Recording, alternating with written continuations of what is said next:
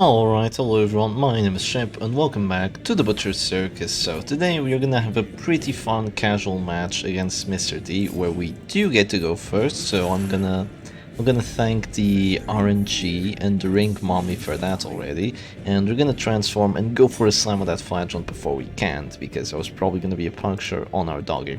So we are playing Shep Stress and we are playing against the DOT team with a Plague Doctor of all characters, which decides to go for the immediate Plague Grenade before the Battle Ballad. So yeah, maybe not the greatest play by that PD, but with this Volatile Concoction, what's gonna happen is she's actually gonna destroy my backline pretty darn well. And I think backline destruction is kind of what Mr. D is going for here, because I see a Flagellant with Rain of Sorrows and a Hemlock, and I see a Jester ready to drop that Battle Ballad, and then a Plague Doctor ready to go with those crazy Plague Grenades. I don't see any extra Death Blow chances though, so I wonder how he's actually going to get Death Blows reliably. Hopefully he doesn't, right? Hopefully. So he did go for a command buff, which means our hit chances are decent. We get 3 hits out of 4, and no crits. So not the greatest outcome, but I won't have any problems with it if I do actually get a Rain of Sorrows hit on the Jester, because I will be very happy if that actually happens. So it's going to be Harvest right now, applies Bleed Blight on both characters. That's definitely very tough to deal with, but oh well. I do go for the Rain of Sorrows, but yeah, we missed the Jester, so I'm going to have to say in terms of actually getting hits, despite the command buff, we are not doing too great as of right now, which is definitely pretty sad, but oh well, what can you do?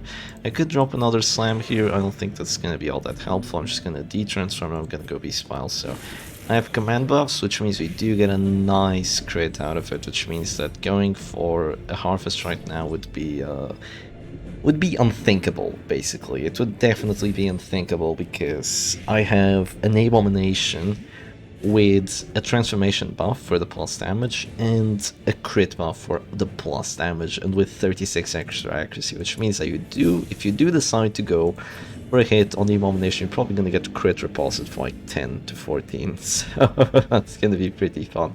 I do want to see him go for a Harvest. Come on, do it. No balls, Mr. D. That would be really fun to see. He actually still hasn't used Battle Ballad. I would use Battle Ballad at this point in time, because, you know, you have a Flagellant for the end of the match. He loves accuracy for that Exsanguinate. So yeah, you definitely drop a Battle Ballad here, and we're gonna see where we take it from that. So right now we have 2 command buffs. 2 command buffs equals crits. Say it with me, everyone. Okay, no crits, but it does equal hits on everyone, so I'm still relatively happy with this outcome, because hits on everyone means that these 3 characters die, and means that the Flagellant is put in a position where, well, he's put in the position where he's going to use his heals. But if you use your heals early game, you don't use them late game, so I can't complain too much about it. Of course there's a crit, which means that you're going to start rolling for death blows a little bit earlier than I wish you would, but oh well, what can I do? I am sadly not getting any crits with Shep Stress here, despite the 2 command buffs, despite the Crimson Hooks, despite the Monkey's Paws. The only crit I've gotten was with the Abomination's Beast Pile, which is definitely really saddening, because I love crits. I could drop a bolster right now before I die, but it's probably not going to do much. I'm going to drop a command instead, so I can actually hit everyone reliably and get crits out of it. That's all we want. We want to crit everyone. We want to crit everyone out. We want to go crazy. So it's probably going to be a death blow on my Man-at-Arms now. I mean, probably it's a 40. Does get the death blow, does get a crit out of it too, and that's a lot of damage on my doggy. So I'm gonna go for the Houndsary before I actually hit this store here, but I think that the doggy should stay alive for a little bit longer than what we might think. So 3 command buffs definitely equals crits, also equals a lot of stress wasted on that Chester, but you know, it's okay. He goes Paranoid, so there's the extra dodge, but it's not the end of the world, because Paranoid can do some very, very silly things, so I'm not ever concerned about that. And also Paranoid is minus 25% damage, so there's that. That means Finale isn't even near as scary. Puncture don't do 3. It didn't do 3, it did 10. That's way more.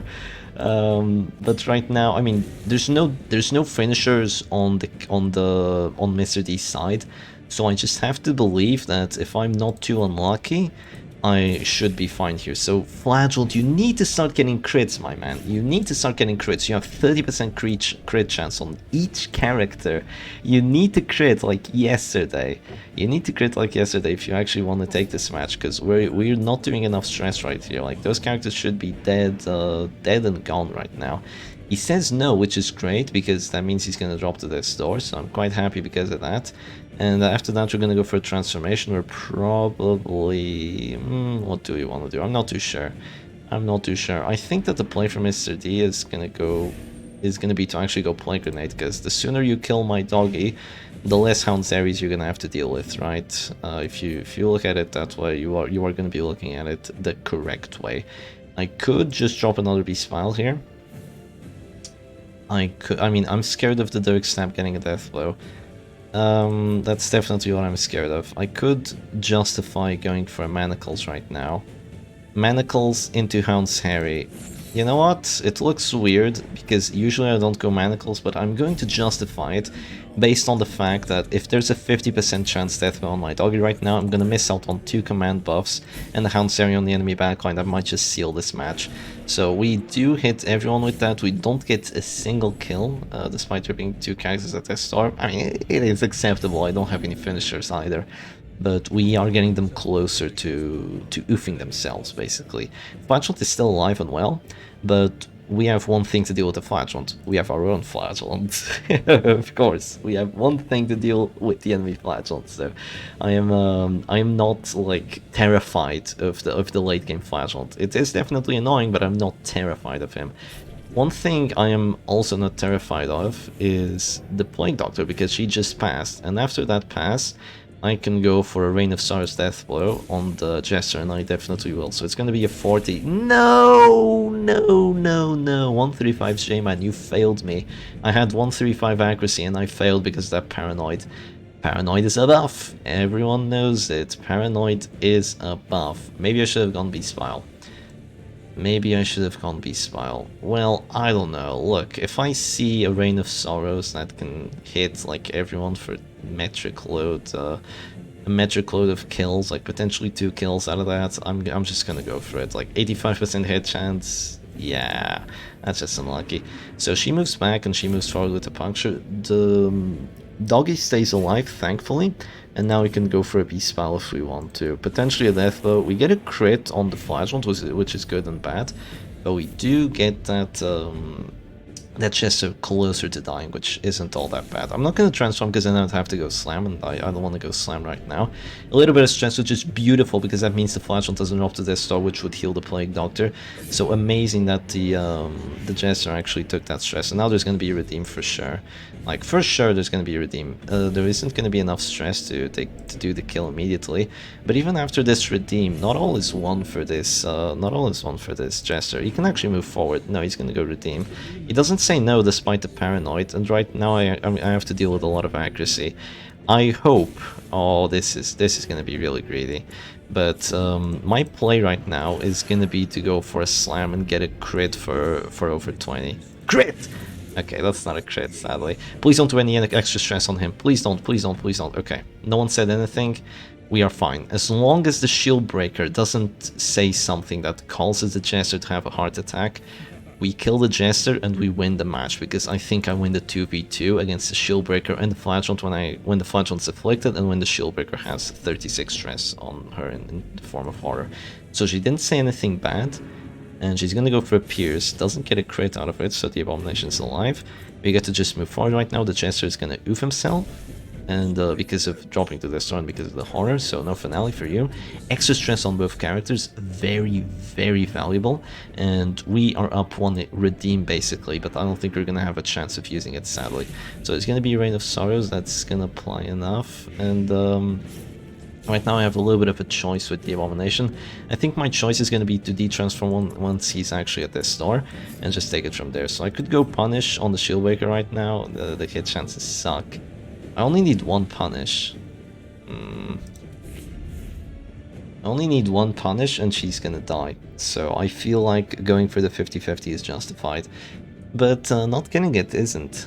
Yeah, not getting it isn't justified. Oh, that really sucks. Yeah, Shieldbreaker, she has 50 base dodge, right, with these trinkets, so she's tough to deal with. She's definitely tough to deal with. She moves back here, which prevents Impale, but that doesn't really do too much against me.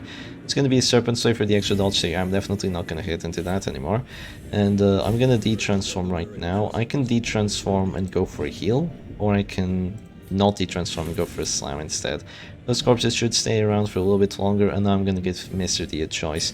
Either you go for a redeem right now, which you probably don't want to do all that much because you have minus healing skills and you know, you're in the back, or you don't do that and just risk getting 25% death blow. So your choice.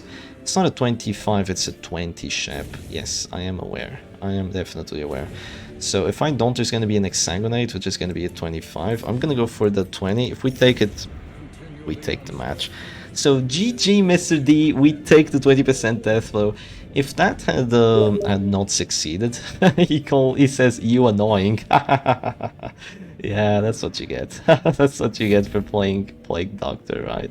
And doesn't take the death blow, thankfully. And right now we can just take it super chill, de-transform, go for a self-heal, next round go for another self-heal. Yeah, we just don't care. If he doesn't want to surrender, we're gonna play this well. So even if the Flagellant hadn't died there, he would have gone Exsanguinate on the Abomination. If he had gotten a kill out of that Exsanguinate, we'd be in a really rough spot.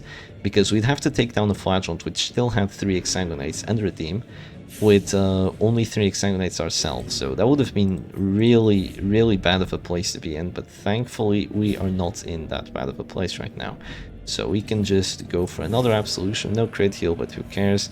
And we don't have any bleeds on us anymore, and she's selfish for minus damage, she's at Death Star for minus damage. I don't think Pierce does 13 unless you get a crit out of it, or I don't think even a max roll would be enough, because it usually does like 8 to 15, right? Even, you know, it's armor piercing, it's an armor piercing ability. It actually hits position 4, Pierce is so broken. And actually decides to go Serpent Sway again. Oh, come on, Mr. D, you're, why are you doing this? You lose out on, I mean, you lose out on 2 Aegis blocks, not like it's gonna matter. But right now I have plus a lot of accuracy on this. I should be able to get the hit. So yeah, I do get the hit, I do get the stun. So there goes one of your accuracy. I mean, one of your Aegis blocks, and there goes one of your rounds of dodge. So I get to go for another punish, and we take the crit, of course, and that's gonna be one very, very dead Royal Dancer. So GG to Mr. D. Shep Stress never disappoints, especially against these DOT teams. Like, it just does great against almost everything. The only matchups that it has that really aren't too handsome are against like really oppressive mark stun teams, because Flagellant isn't the greatest tool to deal with it, because you're not going to be able to use Redeem. Because, you know, you're not going to have a chance to use Reclaim, and they're not going to focus him down. And unlike Crusader, if you don't focus him down, he can still use Reign of Sarge. Reign of Sarge is still a pretty big threat with Crimson Hook, but it's not as big as a threat as Zealous Accusation or something like that. And as the last character alive, he is chunky, but if you just stun him and prevent him from acting, he's just not quite as chunky as a Crusader. So what I'm trying to say from that is that with Shep Stress, you're gonna have a really good matchup into stress teams, like really good matchup. You have almost everything that you need to deal with them.